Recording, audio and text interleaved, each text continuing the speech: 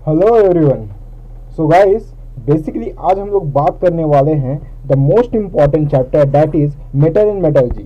Okay, ये जो एक ऐसा कंडीशन है गाइस, ये एक ऐसा पॉइंट है, एक ऐसा चैप्टर है जिसके बेसिस पे पूरा मेटलर्जोलॉजी जो है वो पूरा बेस्ड है। ओके, सो क्या क्या है, क्या कंडीशंस है, कैसे किसी भी मेटल्स का एक्सट्रैक्शन किया जाता है, ठीक है, ये पूरा डिस्कस करेंगे गाइस बस। ओके, तो कुछ फिजिकल प्रॉपर्टीज ऑफ मेटल्स है उनके बारे में डिस्कस कर देते हैं जो हम लोग एसिड बेस्ड चैप्टर में पहले भी पढ़ चुके हैं। ओके, सो देखो गाइस क्या क्या है इनके केमिकल और physical properties. Okay, physical properties की बात करूँ गाइस मैं, तो यहाँ पे बहुत सारे फिजिकल प्रॉपर्टीज है।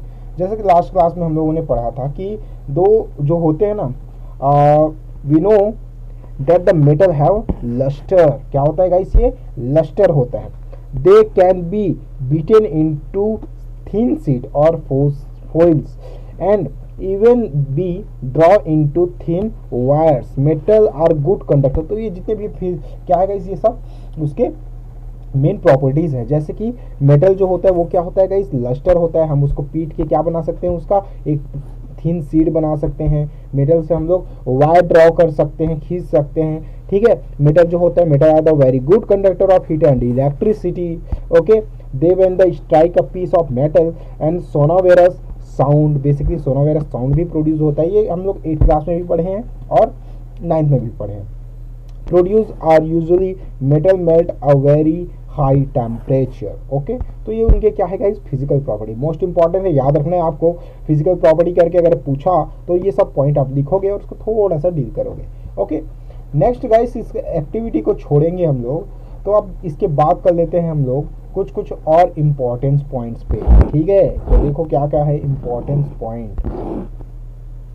ओके गाइस, देखो basically we know that the metal are malleable. Okay, क्या होता है गाइस, मेलेबल होता है, ये डक्टिल होती है, conductor of heat and electricity होती है। Okay, so guys, okay, conductor of heat and electricity and have a high melting and boiling points to produce a sonorous sound. But some of these characteristics are also found in the some non-metals.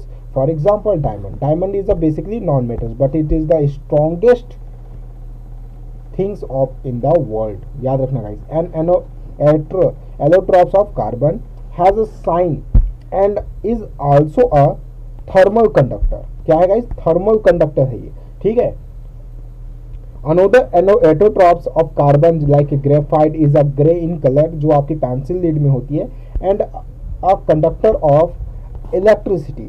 Iodine is a non metal, okay, but has a shiny crystal, बहुत ही ज्यादा sign, जैसे कि आप देखोगे salt को, ठीक है, वैसे ही आयोडीन बहुत साइनी होता है गाइस।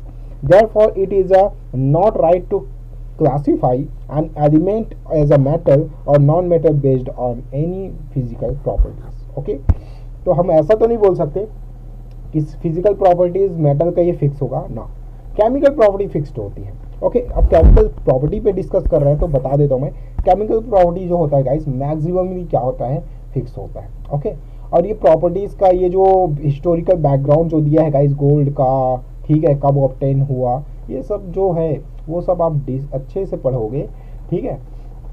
बस कुछ कुछ कंडीशन पे हम लोग इसको सॉल्व कर रहे हैं, ठीक है। तो ये एक्सपेरिमेंट आपको दिख रहा है गाइस, ये क्या है, ऑल्पिन है, कॉपर सल्फेट है, कॉपर सल्फेट, जिंक आपका ग्रेनुलेटेड जिंक है, जिंक सल्फेट ये आपका कॉपर सेविंग है, ये पीस ऑफ क्या है, मैग्नीशियम का रिबन है, ये आपका जिंक सल्फेट है, ये क्या है आपका ग्रेनुलेटेड जिंक है, और ये आपका फेरस सल्फेट है। तो ये कंडीशंस क्या बता रहा है, ठीक है गाइस, इसका मैं डायरेक्टली आपको कंडीशन बता देता हूँ, ठीक है। ये बता रहा है गाइस किसी भी मेटल का रिएक्टिविटी सीरीज। रिएक्टिविटी सीरीज का मतलब ये है कि अगर कोई मेटल, ठीक है, रिएक्टिव है, बहुत ही ज़्यादा रिएक्टिव है, ठीक है, और उससे कम रिएक्टिव ये है, तो यहाँ पे बेसिकली कंडीशन हो जाती है गाइस आपकी सब्स्टिट्यूशन डिस्प्लेसमेंट रिएक्शन की। तो डिस्प्लेसमेंट रिएक्शन पता है आपको, एक मेटल के ऊपर दूसरे मेटल का लेयर चढ़ना, ठीक है, यानी कि उसका एक फॉर्म यानी उसका एक चार्ज ट्रांसफर होना। अब यहाँ पे देखो गाइस, ये है रिएक्टिविटी सीरीज जो आप शायद 8 में भी पढ़े थे, ठीक है।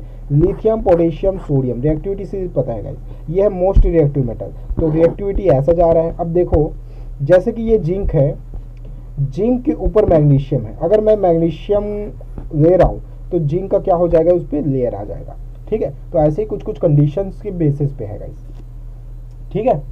अब वही कंडीशन यहाँ पे हुआ है कि जैसे कॉपर सल्फेट है, ठीक है। तो ये कॉपर सल्फेट का जो सॉल्यूशन है गाइस, उसमें कॉपर को अगर मैं बोलूँ तो वो जो होता है ऑल्फिन वाला कंडीशन है। तो कॉपर क्या होता है, बहुत ज़्यादा रिएक्टिव होता है, ऑल्फिन तो होता नहीं, ठीक है।